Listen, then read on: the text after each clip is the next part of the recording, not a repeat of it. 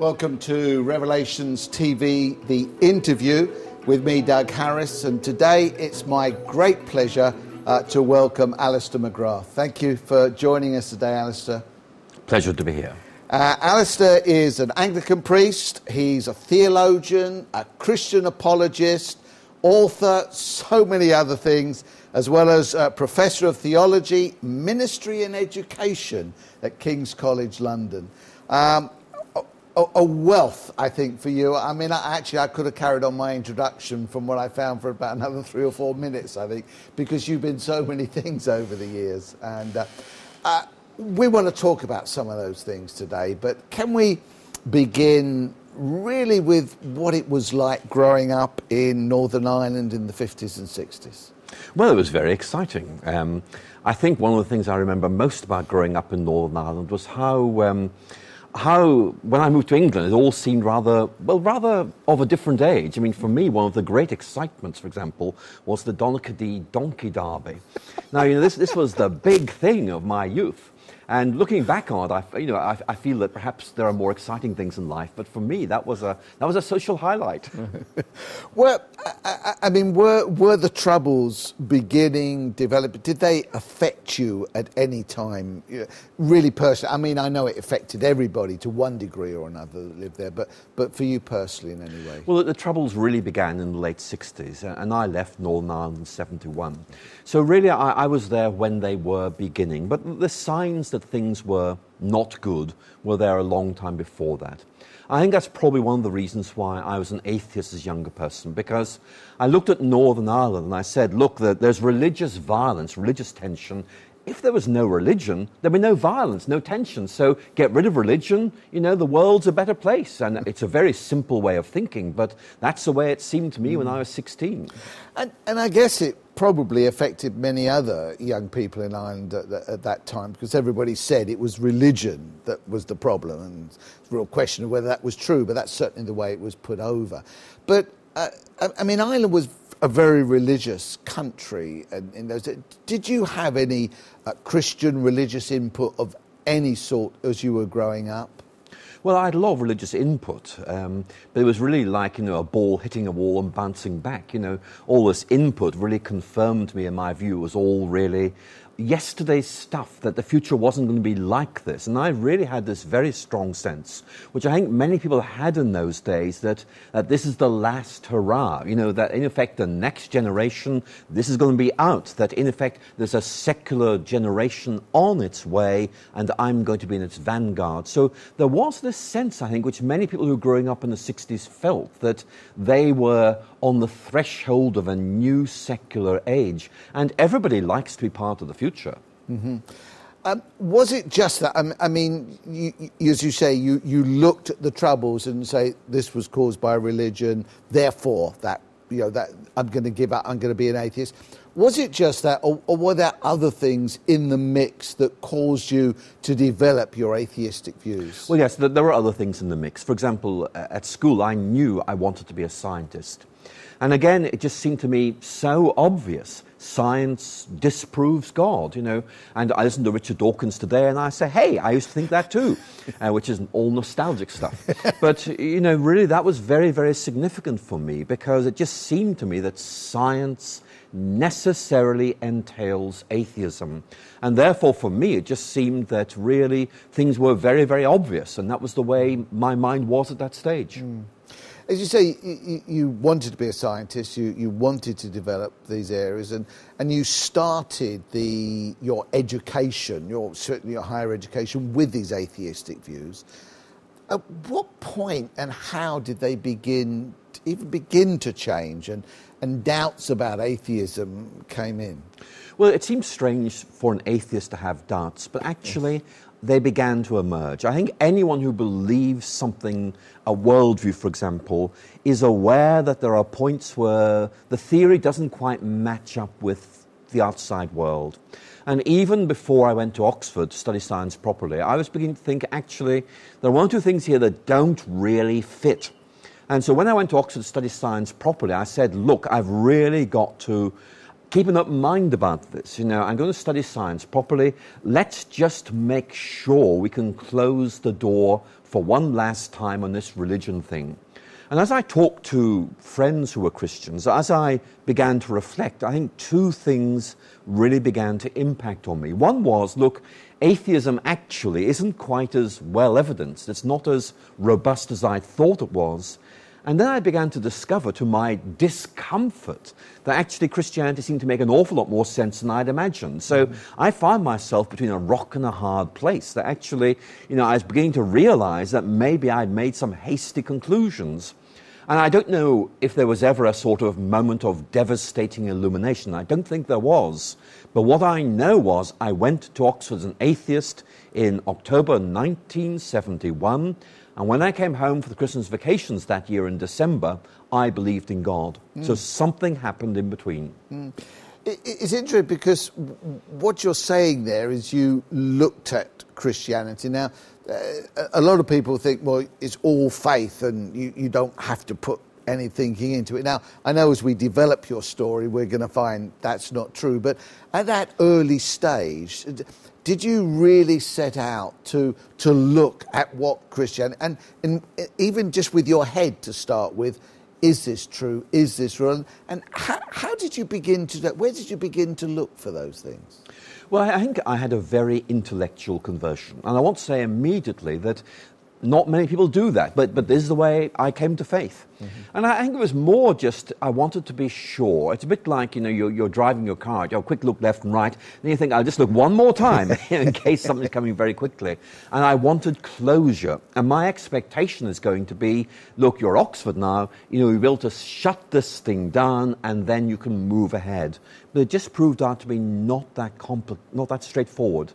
I think the driver here was simply intellectual honesty. I really do want to make sure I've got this thing sorted out. And that's why I just thought, let's just try this one more time. And if it leads to the expected outcome, I can then say with complete integrity, atheism is right, end of story. Except it didn't work out like that. I mean, did you look at the Bible story? Did you look at books about Jesus? I mean, where did you, at that point, where did you go to investigate and look at your evidence? Well, I did start to read the Bible, and I went to some lectures on the Bible. I talked to my Christian friends.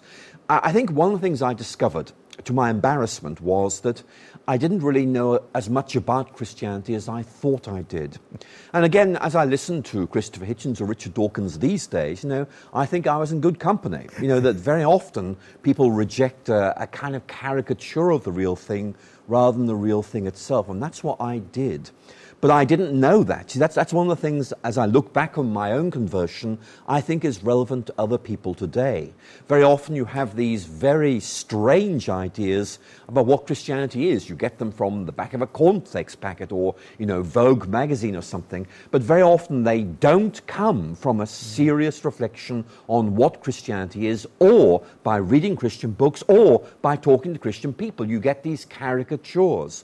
And, you know, we do need to challenge those.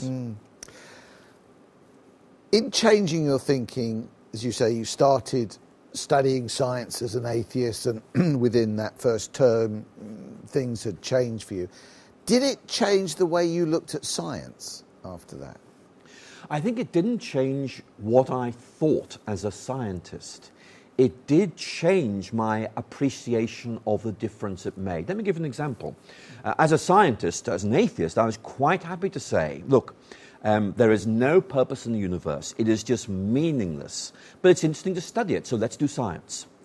I think as a Christian, I began to say the universe was made by God. I was made by God for a reason. But it's interesting to study it. Let's study it. So, in effect, I was doing the same thing, but the whole way I looked at things had changed completely. I mean, it's often said that you can't be a scientist and a Christian, but of course there are many examples that change that. Did you, in any of your scientific studies at that point, did you find it challenging in any way to your Christian faith, or did the two begin to develop together? I think I realized one of the things I had to do was to try and find some way of relating my growing Christian faith with my growing understanding of the sciences. And so for me, that was something I really needed to think about, because my previous assumption had been simply science leads to atheism. And so beginning to realize there really was a God and that everything has to be fitted in around that, well, I had to do some rethinking. And so I think that I had to begin to ask, are there any pressure points? Are there any points where these things go together very well? And obviously there were pressure points which I had to engage with. And can you give some examples of those pressure points at this point? Well, I think one of the most obvious ones was just this whole question of whether looking at the natural world leads you to atheism or whether actually it points you towards Christianity. I think my considered view is actually science doesn't make you either an atheist or a Christian, but it makes sense if you're a Christian. You think of Psalm 19, verse 1, the heavens declare the glory of the Lord. And certainly for me, the beauty of nature made far more sense if there was indeed a God who'd made all this thing, and if in some way the natural world reflected God's beauty and God's glory. You then went on to study theology. So with that theology, did those studies sort of crystallize some of your Christian thinking? Did those studies make you the person you are today? I think I began to study theology because I wanted to be a minister. I mean, to me, the obvious thing was to go out into a church somewhere, do preaching, look after people. And that was what I thought, I'm going to do this. To do that, you had to study theology. And I thought, right, I'm doing this because it'll get me out into real Christian work quicker. Then I discovered that actually theology was really quite interesting. And so what I thought would be just a quick immersion before getting on to do something else turned out to be a lifetime calling. So it wasn't really expected. It was really like, visiting a country, intending to move on somewhere else very quickly and then staying there because it was so interesting.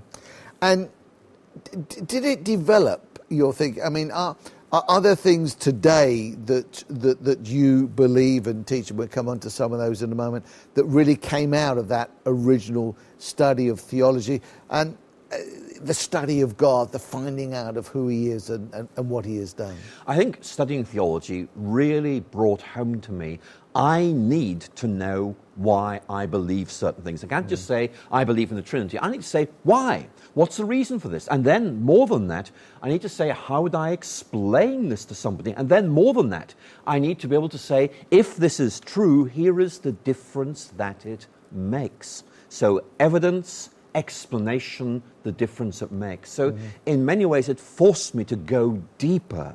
And that I think is something that I have hugely appreciated, because I think I ended up appreciating more of what the faith is all about than when I first started. It's interesting, because I know some that have studied theology and it's actually taken them the other way because they, all the higher criticisms and all of that.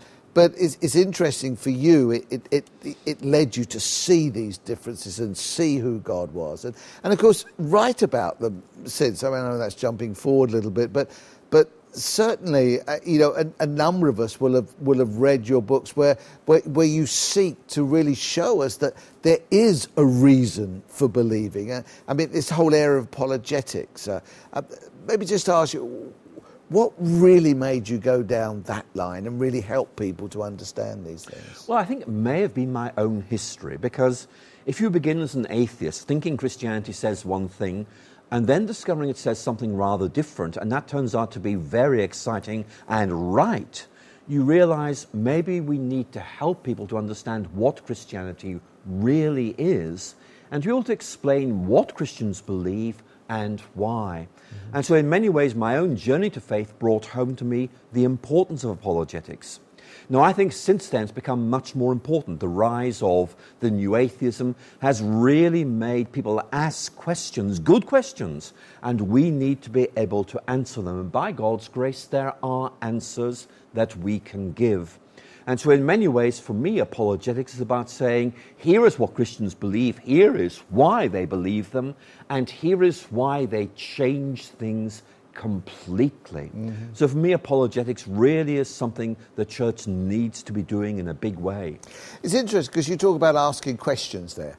And I mean, some Christians are almost afraid to ask questions, but it seems to me that all through your life, as you face them, you've asked these questions, and you've found the answers, and you found God to be sufficient for those answers. Well, I did. I think that my problem would have been, if someone had said to me, don't ask that question, it's disbelieving it, it is doubting God, I would have said, look, there's a no-go area there. You don't want me to go there. There's something there that will destroy my faith.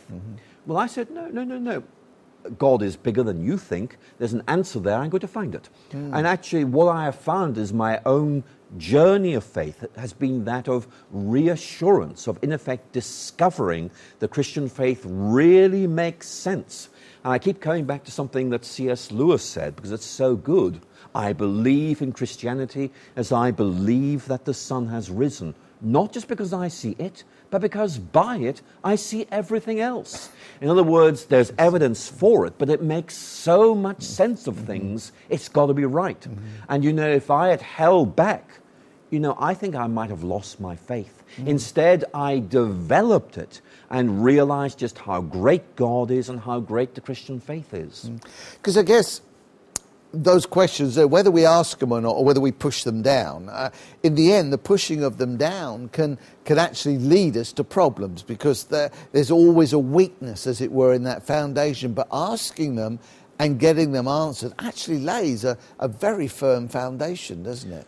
I agree completely. I mean, if you suppress questions, they're not going to go away. They'll be like, a symptom of some illness. You try and suppress it, but it won't go away. You become really ill. And I think I have friends who, in effect, have said, I won't think about that. I don't want to go there. And sadly, some of those have lost their faith. And even more sadly, why, when there were good answers just waiting, all they had to do was open the door and look. And for me, apologetics is about reassurance. There are good answers. Let's go find them. Because if we don't ask those questions, people are asking them in our culture, and we need to be reassured there are good answers that can be given to those good questions. Don't be afraid. That, for me, is one of the core themes of the gospel. How often does Jesus say to the disciples, don't be afraid? Let's move on to an area which I want to develop a fair bit with you, Alistair, and the whole area of creation, evolution, Richard Dawkins, and etc. Just before we get on to Richard Dawkins and your times with him, you, I think, teach evolutionary creation. Now, first of all, can you explain what that term means to you? And also why you've come to that place. Is it because of your scientific background? From that point of view. Well, what I believe is very difficult to reduce to a slogan, but the one you've used is perfectly good enough. I mean, I believe passionately God made me and made everything. But I draw a distinction between making something directly and causing it to be made. In other words, God can make something immediately, or he can set in process something that leads to it happening. And as I read Scripture, I see both God making things immediately and also God setting in chain processes that lead to things happening. And so for me, as I read the Old Testament and New Testament, I see a way of thinking about creation which I have no difficulty in harmonizing with the idea of biological evolution. Now, I realize many other Christians will say, well, it's not that straightforward. And I hear that and I understand that. Sorry, can you just explain what you mean by biological evolution in that term, rather than just evolution by I think itself? that biological evolution really just refers to the idea that there have been earlier forms of species. There have, in fact, been species that have died out. But in some way, there's a process of development going on, which we can study in the past, and indeed we even see, to some extent, happening at present. But where I would diverge completely from someone like Richard Dawkins is this. Dawkins would say evolution is atheistic, it's random, it's purposeless. Not for me. God does all things under his providence. And therefore, for me, evolution is not a blind random force. It's a mechanism God uses under his direction to bring about his intended outcomes. So, are you saying you believe of evolution in a species, but not across a species, or do you believe one thing can become another? Well, I would, in effect, believe that evolution is about changes in species. It's about looking back, seeing simpler forms of life that give way to the more complex forms we see today. I mean, that really is just a very standard biological model. Mm-hmm. For me, there are two major issues here. Number one, biblical interpretation. Number two, does this lead to atheism? And as I, as a historian of Christian thought, look at early Christian writers making sense of both the Old Testament and the New Testament, I see them developing an approach which is a bit like this. We find this in Augustine, who is a writer who is basically late 4th, early 5th centuries, that God does two things. Number one, he brings the world into existence in an instant, but then it begins to develop, to grow. We might say to evolve, but not accidentally and not under its own steam. It's about God guiding this and making it happen. And I find that very, very easy to reconcile with, for example, the Big Bang theory of the universe, or this idea of biological evolution I've just been talking about. Mm-hmm. So, is man a specific creation of God? I mean, so for instance, we would go back to Genesis, and God, on the sixth day, God created man. Do you see that as a specific creation at that time of God causing that to happen? I would say that God chooses to bring us into existence as the height of his creation, but not just by clicking his fingers. That's it done. Rather, it's a process that leads to us. But again, I must emphasize that for me, the whole idea of evolution is just God's chosen means of creation. Mm-hmm. As I said, creation doesn't necessarily mean this moment in time, that's it.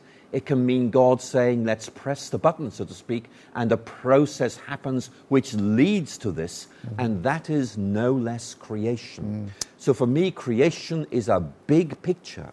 So, I mean, obviously many Christians would disagree with you on that, but the issue is, which I find interesting in what you're saying, is for you, God is still totally in control. It isn't random. It isn't something that could be this or could be that. God is in control of what's happening in this world and always has been. God is guiding this process as he guides everything. And for me, the doctrine of divine providence plays a critically important role. It's not accidental. Very often scientists will say it's a random process. But you see, I would want to say, no. You're using that word random to mean purposeless. What I see is something we can't predict, but that's not the same as purposeless. That God, in effect, is working out what he wants. And for me, that's the all-important thing we need to say. Let's move on to, obviously, this has brought you into conflict with Richard Dawkins over the years. And I found some interesting quotes, which I'll find out if they're true or not. But you've had several encounters with Richard Dawkins in writing, and we'll talk about debates as well. And one of the things that you actually say is that you're quoted as saying that he is embarrassingly ignorant of Christian theology. What did you mean by that, and how did that come about? Well, I have to say that is the reluctant conclusion that most people, Christian or agnostic, have made about Richard Dawkins.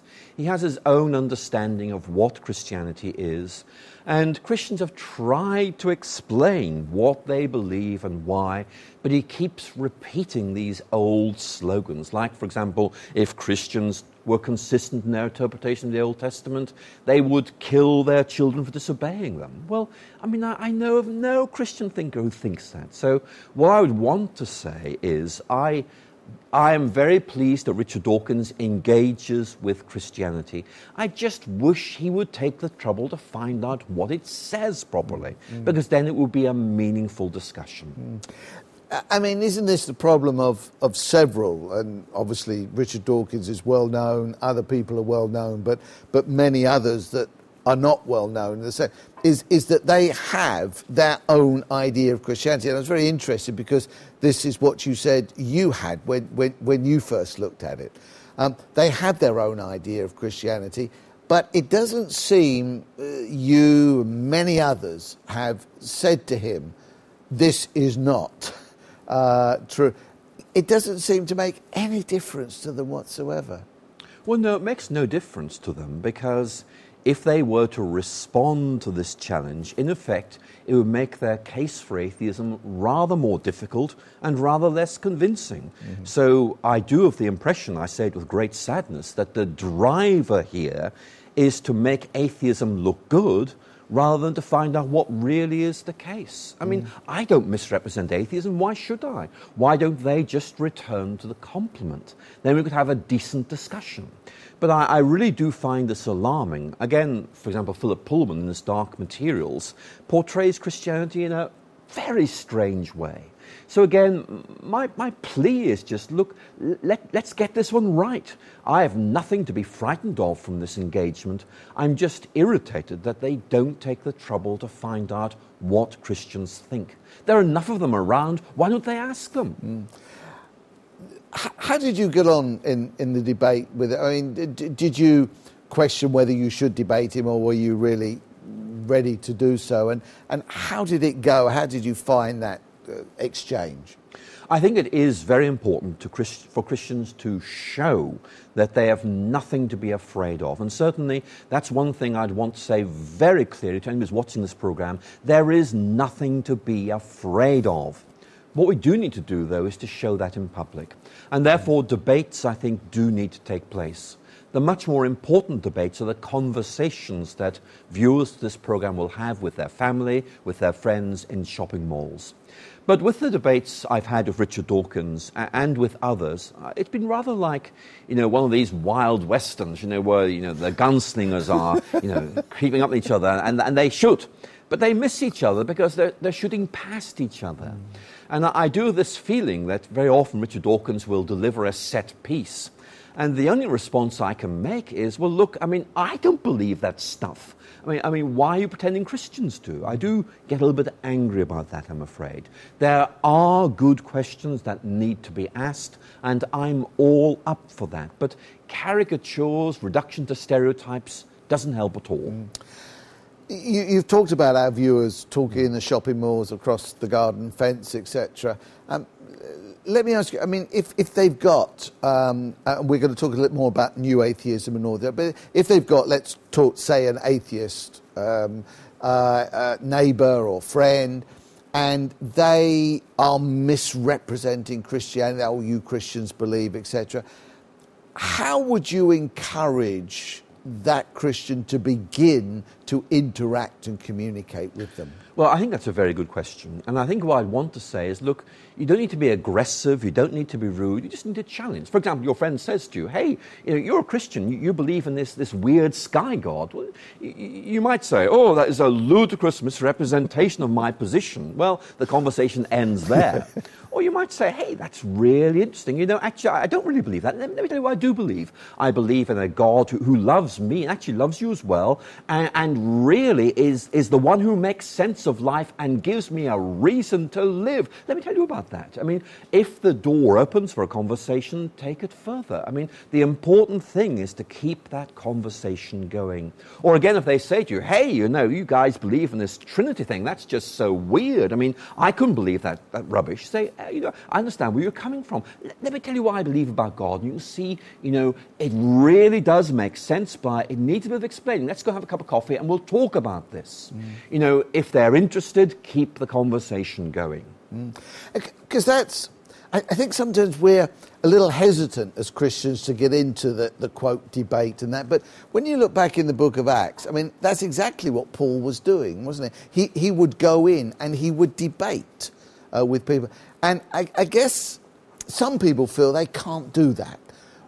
Where do they start? Where, somebody's saying, well, that's great for you, Alistair, but there ain't no way I can do that. But where would you encourage them to begin and to start so that they can do that? I think what I'd encourage them to begin with is simply saying, let me tell you the difference my faith makes to me. How it gives me purpose in life, how it helps me to see a bigger picture, how actually it sustains me when I walk through the valley of the shadow of death. It's not about arguing, it's just about showing and telling. It's really, here's the difference my faith makes. And actually, that's quite easy to do. It's not about arguing, it's just explaining the difference that it makes. But one of the best apologists ever was a French writer called Pascal. And he once said something very, very wise, and I'll say it again now. Make them wish it was true, and then show them it is. And when you talk about your faith, you may find your friend comes back and says, look, I just wish I could believe that. Well, you've got them on a very good line of thought. Maybe then you're not the best person to take a conversation forward. Maybe it's going to be a book or a DVD or watching a TV show, taking them to church, But the important thing is just move them on. And by talking about the difference your faith makes, you're saying something very important. You're saying this is real. This actually makes a difference to my life and by implication could make a difference to yours as well. I mean, what you're saying is say what you know, say what's real, rather than trying to make it up or trying to put arguments that you make that that I could make, etc. Make it real where you are. What happens to you? Well, exactly. You're saying, look, when I lost my mother last year, or when my son got seriously ill, or when I got made redundant, actually my faith really held me together. This is a powerful stuff. It's much better than trying to pick up a book like 65 Arguments of God's Existence, number 1. I don't really understand that, It's really just saying, let me tell you the difference my faith makes to me. And actually that's far more powerful than some intellectual argument as to why there might be a God. Coming back to Richard Dawkins, he would say that his position has come from evidence-based, and you would say that your belief is evidence-based. If both are saying that, how come you've both come to such totally different conclusions? Is it the same evidence that you're reading in different ways, or are we looking at two different lots of evidences? Richard Dawkins, I don't think really understands what the word evidence means. He says, I draw two columns, evidence for God, evidence against God. Look at all the evidence, it's all against God. No. Evidence is an observation. The issue is, what's the best way of making sense of it? It's like, an Agatha Christie novel. You've got all these clues. The question is, what's the best big picture that makes sense of these clues? And Dawkins and I might actually be looking at pretty much the same things. The ordering of the world, our deep sense there is a God, a whole series of things like that. We explain it in different ways. The big question is, who's got the best explanation? And I think one of the things I'd want to say to Richard Dawkins very, very clearly is, he's a man of faith. He doesn't realize it. He has this idea that somehow he can prove his atheism. Well, he can't. In effect, his atheism is as much a belief as is my Christianity. I believe there is a God. Richard Dawkins believes there is no God. Neither of us can prove our case. What we can do is say, let's look at why we think we're right. So I need to say again to viewers, don't be frightened by this stuff. Nobody can prove anything on this. The question is, what's the best way of making sense of what we see in the world around us and experience within us? I think some just feel overwhelmed. I mean, one of the things Richard Dawkins refers to faith as a state of mind, a mental illness. And I guess if somebody goes up to a Christian and says, oh, you're mentally ill in believing that, they might be overwhelmed. Where can they begin to even answer such an accusation? Well, one of the things I notice about writers like Richard Dawkins and Christopher Hitchens is that older atheists would attack religious ideas. they attack religious people. Older forms of atheism would say there are problems with belief in God. Dawkins will say faith is mental illness. God believers are deluded, they are mentally ill. Now that's difficult for us Christians because we're Christians, we're not going to be rude back. We're very polite people, and rightly so. I think what I'd want to say to people who've had this sort of stuff thrown at them is, number one, don't be frightened. Number two, don't lose your temper. I mean, very often when I talk to Christians who've read Richard Dawkins, they get very angry because they feel this guy has misrepresented us so badly. Well, we just have to calm down and say, look, there are good reasons for faith. The fact that these guys have to misrepresent us so badly to make their case is a good sign they haven't got a really good case to make. I've often found the best thing to say, look, do you mind if we just talk? I'll tell you what Christians do believe. Forget what Richard Dawkins says. Let me tell you what we believe and see what you think. We'll talk between ourselves, leave Richard Dawkins out of the conversation. Mm-hmm. One of the things I found when I was sort of researching and looking at, I came across a quote which I found quite interesting. I really want you to explain it. But you were quoted as saying, as one point, that you are not opposed to atheism itself, but rather the views held by people such as Dawkins.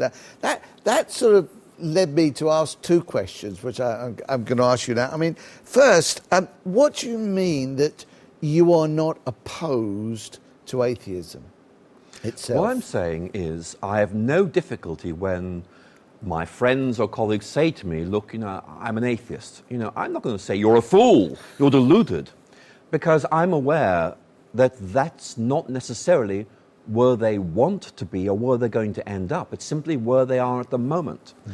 And for me, every atheist is potentially somebody who could discover a bigger picture, who could discover there's a door in the framework of the world that, when opened, leads into the presence of God. Mm-hmm. So what I'm saying is I'm not going to criticize atheists for being atheists. I've got to try and show them that there is a better way of thinking, a better way of living. It's about me having to do some legwork here.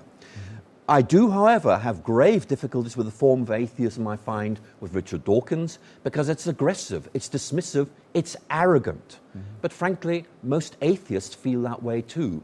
Very often when I talk to my colleagues about these things, they'll say, oh, we're atheists, but not like him. He just gives us a bad name. So I do wonder how Richard Dawkins is regarded by atheists, because I think they do find him a bit of an embarrassment.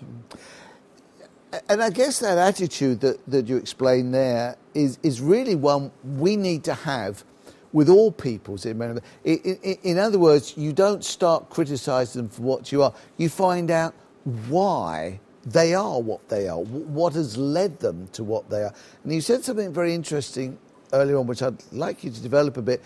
You then said you make them feel that there is something more, they want something more.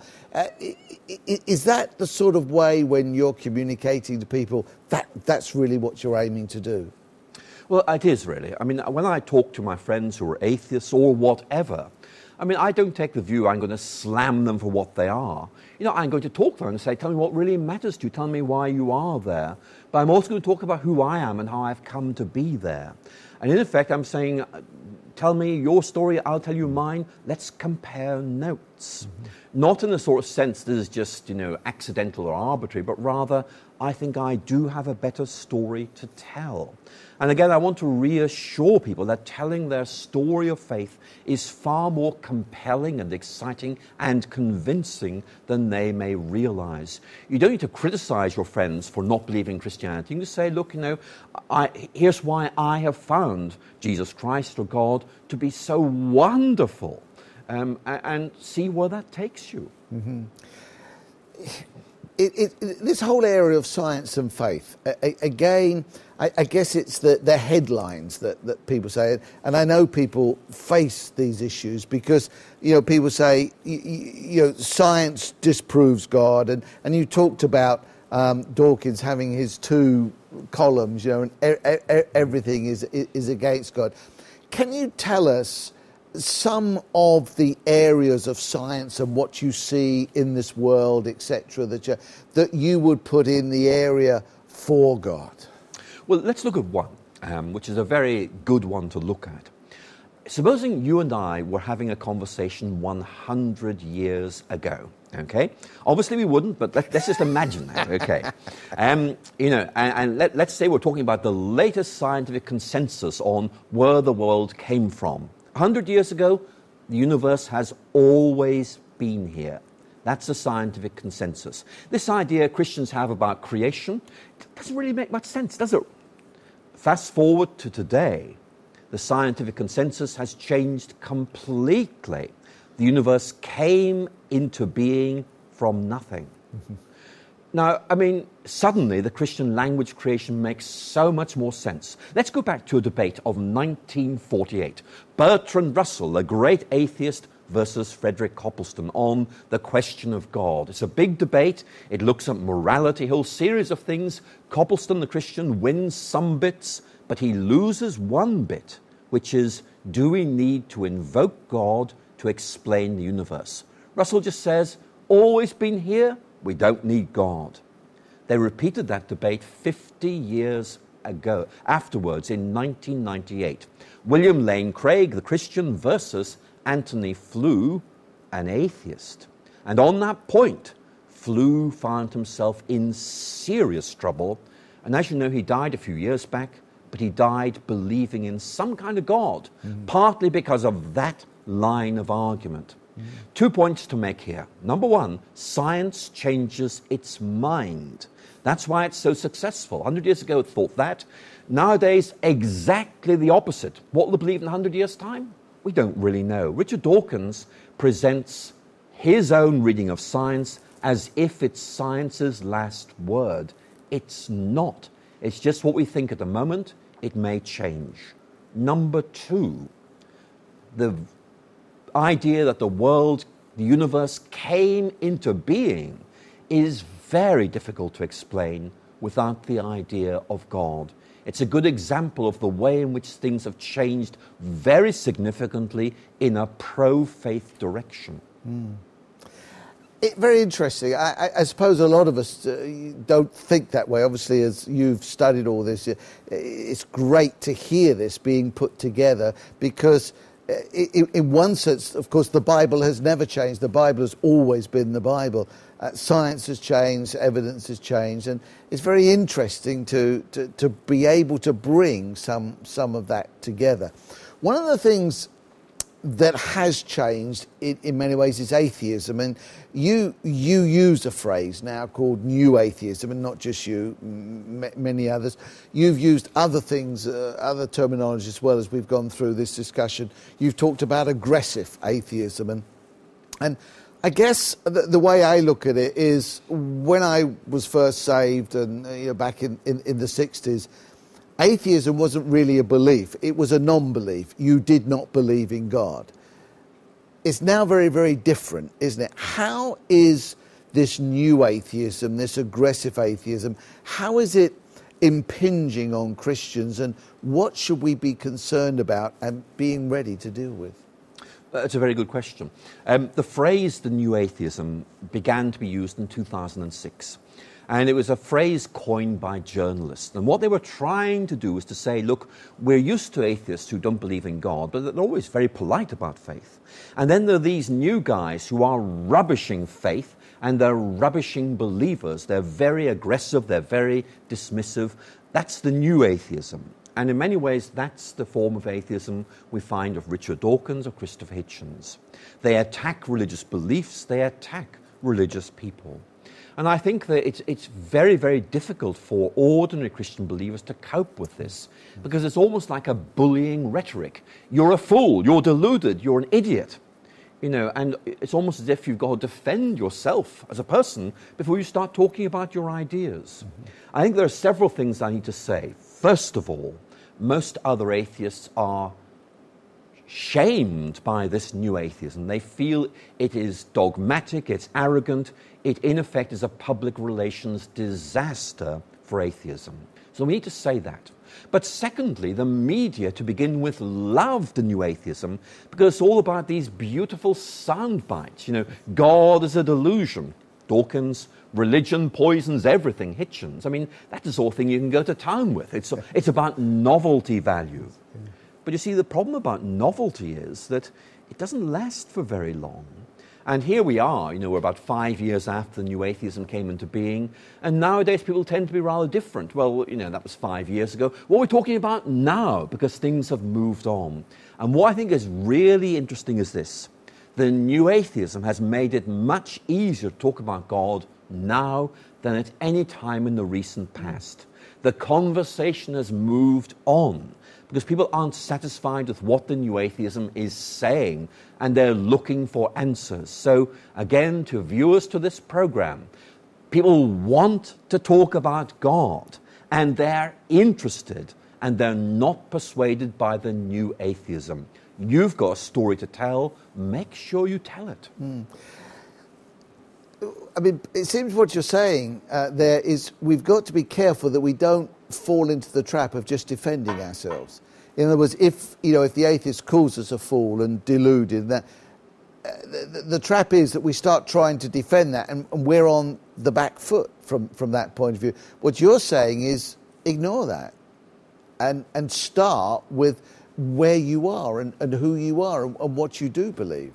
Well, exactly. I mean, if someone says something rude to you, you don't be rude back. You turn the other cheek, so to speak. I mean, let's take an imaginary situation where someone says to you, you're a Christian, you believe in this absolute nonsense about Jesus being both God and man. No thinking person can accept that.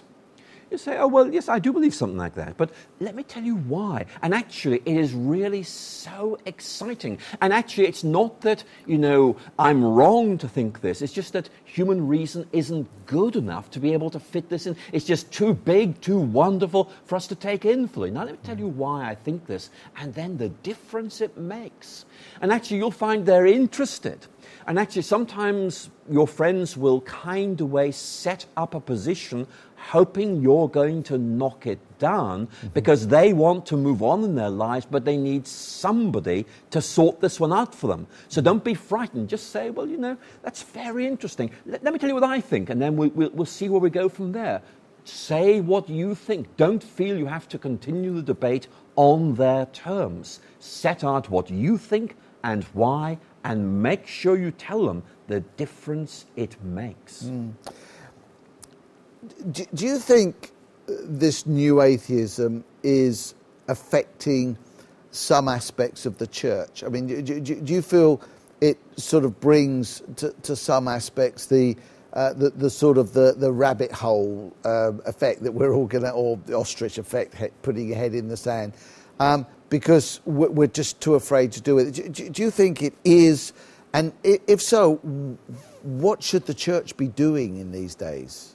Well, I think that there are several things I'd like to say. It's a very good question. Number one, the churches just weren't prepared for this. When the new atheism arrived in 2006, I mean, Christians were taken by surprise, and it took them about a year to really get their act together. I'm glad they did, but it would have been wonderful if they had been ready right from day one. But the second point, again, you make a very fair point. The instinct of many Christians is, oh, there's a challenge, let's go and stick our heads in the sand, close the door, and peep out in about 2 years' time and hope it's gone away. Well, no, we don't need to do that. A, there is nothing to worry about. B, people are talking about God. Let's join in the conversation. And C, and this is the really important thing, we need to ensure the churches are prepared to talk about the Da Vinci Code, about the God delusion, about whatever. And that means saying these are very good questions. Happily, we've got good answers. The real problem is Christians who are ignoring the questions and ignoring the answers, because it means their own faith is being impoverished. And what I'm saying to you really is, look, the Christian faith is rich, it's great. There are good questions, there are even better answers. Why hold back from finding out what those answers are? It will enrich your faith but it will enrich your engagement with your friends as you try to answer their questions. It reminds me, when I was reading a little while ago Luke's Gospel a few years back, and the beginning verses of Luke's Gospel where he talks about investigating everything carefully. And I think at times we've lost that, haven't we? It's sort of, there is an easy believerism in some circles. And whether it's your book, because you've obviously written some clear answers, there are plenty of other people that have written some clear answers. If we're faced with those questions, it seems to me, as we read in 1 Peter, we should always be ready to give an answer. We do need to get hold of the books. Yes, we don't need to do all the study ourselves, but we need to get hold of them and find out what are those answers, what are those things that we can say in these situations. Well, absolutely. I mean, I take the view very strongly that there's a discipleship of the hands where we do things, there's a discipleship of the heart where we make sure we love God. There's also a discipleship of the mind. Love the Lord your God with all your heart, with all your soul, all your mind, and with all your strength. We need to think about our faith. It helps us grow, but it enables us to engage. And so pastors really help build up the faith of your congregations. It equips them to engage, to reach out, to speak the word of truth into contemporary culture. You've obviously spent much of your life doing this, researching, writing, and giving answers. You're not giving up yet, are you? I hope not. I mean, my view is that you know, I'm always looking for even better answers than the ones I know. And by that, I don't mean changing my mind. It's about, here are better analogies, here are better stories, here's a good way of trying to make this point.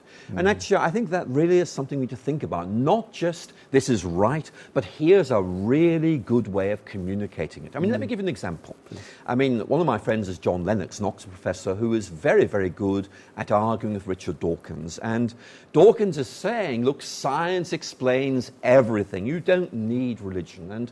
And John Lennox gives the example of Aunt Matilda's cake. And he says, look, imagine your Aunt Matilda's bringing a cake. There it is on the table, and you're looking at it. And the scientist is able to say, oh, look, the icing is made of sugar. Let me tell you what its chemical formula is. Or look, it's been cooked at exactly the right temperature so the dough sets. Let me tell you about how eggs change at high temperature. And he goes on like this and says, look, scientifically you can give a very good description of the cake, but why did Aunt Matilda bake that cake in the first place? Because it's my birthday. You know, the point is making using that very nice analogy is simply this. Science can answer the how question, but not the why question. I can tell you how I came to be here scientifically. Why am I here? Different question altogether. And here's the key point. Our culture is asking the why question. Not just, you know, how do we come to be here, but what is life all about? And science doesn't answer that. We do. And we need to make sure that answer gets heard. I could just see John Lennox talking to Richard Dawkins about Aunt Matilda's cake. It just brings that picture to mind. But sometimes it is those simple illustrations. We don't have to overcomplicate this sometimes. It is those simple things that, as you say, that explains everything in that situation. And again, you know, to come back to what I made earlier, atheism is a faith. Now, atheists get very angry when you say it, but it's true. Absolutely. I believe there is a God, can't prove it. They believe there's no God, can't prove it. We're arguing about which is the better faith. And again, it's just a very simple point that needs to be made. So we're coming towards the end, Alistair. What are you doing now? What are your projects? I think I asked you before how many books and you couldn't remember, but there's stacks of them out there. More books. What's happening at the moment with you? Well, the book I'm working on at the moment is a new biography of C.S. Lewis. And actually that's very appropriate in the light of our conversation. Lewis, an atheist who became a Christian and went on to be one of the best apologists ever. And I want to find out what converted him, what made him realize the importance of apologetics, and ask, how does he speak to us today? It's proving fascinating, I have to say, but Lewis is an inspiration as well as a resource to us. He gives us some good tools, But above all, he brings home to us how important it is to give good answers to the questions people are asking. And I think that's come throughout, hasn't it? This conversation is we can't just ignore it. We can't. It's here. People are making these statements. People are saying these things. People are arguing against Christianity. No, we haven't all got the complete answers, and sometimes we can only give the little. But we need to be doing that, don't we? We do. The churches need to be equipping, encouraging, and enabling people to take those good answers into the world. And that means knowing what those answers are. If you could sort of recommend a plan, somebody that's listening saying, hey, yeah, I've never really thought of this. Is it to start with books? Is it to start somewhere? What would you recommend them to do so that they could start getting hold of some of those answers? I would recommend they read or listen to the great people in the field. They can go to their websites, they can buy the books. I'm talking to people like Tim Keller, Ravi Zacharias, William Lane Craig. These are all people who are very good. Os Guinness. These are all stars who, in effect, scintillate the compelling attractiveness of the Christian faith. What I suggest to your viewers is simply this. Look at their websites, listen to some of their talks, read some of their books. When you find somebody who seems to be on your wavelength, read them, mark them, annotate them, and use their ideas in your conversations. That's why they do this sort of stuff, to help you go deeper and give better answers. See, there are the teachers, there are those that God has provided for us in this situation, and we need to take it in. Alistair, that's our music. It's time to go. Bless you for today. Really enjoyed talking to you, and I trust our viewers have found it very, very helpful as well. Carry on looking, carry on seeking, carry on searching, and be blessed. See you again very soon. Bye for now.